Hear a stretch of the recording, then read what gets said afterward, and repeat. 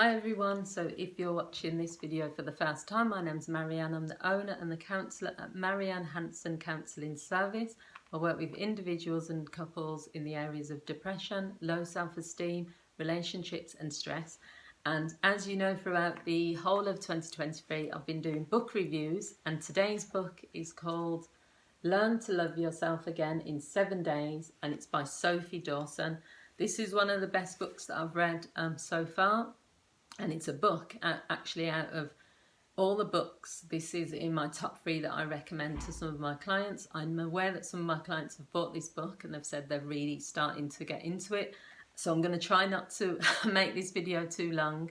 But there's so many good things in here. It's just the key things that I love about the book is that it's straight to the point, easy to read, really good examples, really relatable. Anyone that is struggling with low self-esteem or comparing themselves to others or just struggling with self-love, they will get something out of this book. So that is part of the reason why I've given it quite a good score. I've given it 9 out of 10, so I think that's actually my highest score that I've given to a book so far that I've been reading. So I've took loads of notes. I'm going to try and condense it so that it doesn't feel like a really lengthy book review.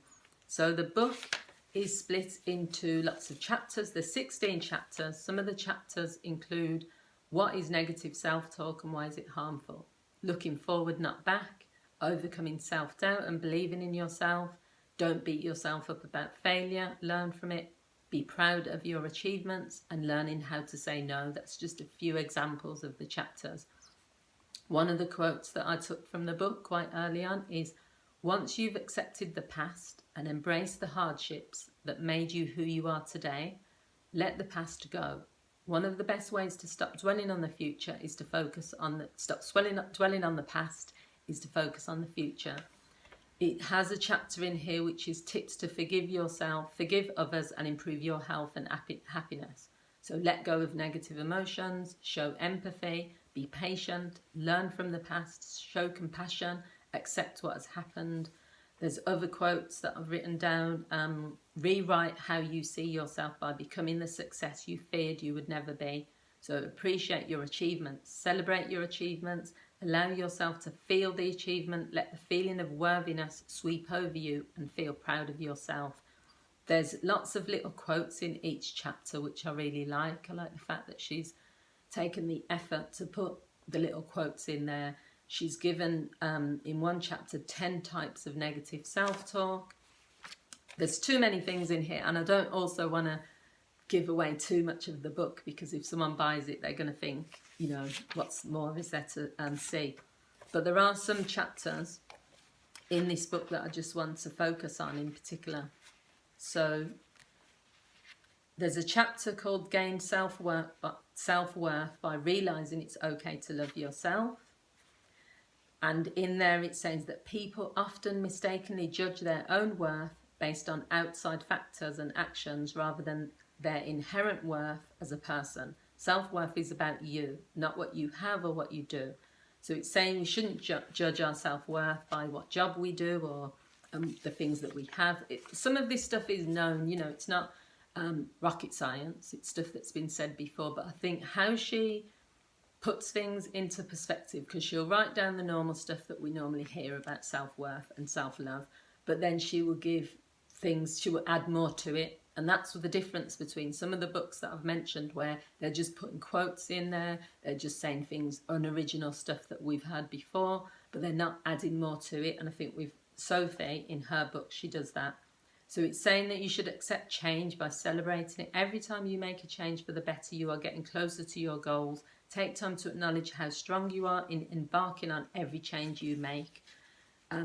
There's loads of good tips in here about stop comparing yourself to others. And that's one of the biggest things that lots of my clients struggle with, comparing themselves to others, and then they feel inferior. This book gives you loads of tips on that. It talks about just not feeling guilty about being who you are. It talks about you embracing change. What else have we got? So there's another quote here that says, create environments you can thrive in. Human beings are deeply affected by our interpersonal relationships, how we interact with people. on a daily basis can have a big effect on our moods, mental health, well-being and self-esteem. If the people we interact with respect us and influence our lives positively, we will flourish. Conversely, if the people in our environment drag us down and hurt us, we will not be able to succeed. So there's lots of stuff around that. Just things about loving yourself and not being like uncomfortable with that. Not determining your self-worth based on what other people think about you. There's just loads. There's loads. I'm not going to read every single thing that I've written down because I just think, obviously, I got a lot from the book, as I've said.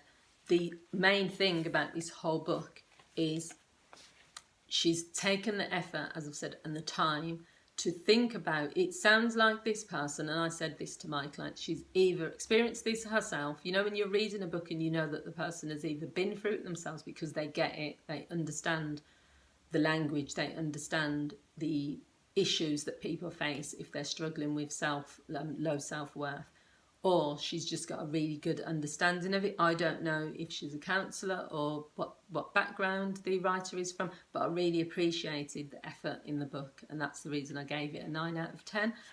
I use it, some of the exercises I've actually used with clients, I've recommended it to clients, but also even for myself, there's stuff in there that I've found really valuable. And that's why this whole idea of reading books, purchasing books, listening to free audiobooks on YouTube, you can learn so much knowledge, so it is just worth it. It's worth doing. So the book, again, is called Learn to Love Yourself in 7 Days by Sophie Dawson, and I will be doing a live stream on my Facebook page in a moment, going through this book again. I'll also be continuing every Monday to upload videos on here, book reviews, as well as my Thursday normal videos. So if you enjoyed the book review, leave a comment. Also, if there's any books you want me to read or you feel that you want to suggest and recommend, feel free to do that as well. So enjoy the rest of your day. Bye.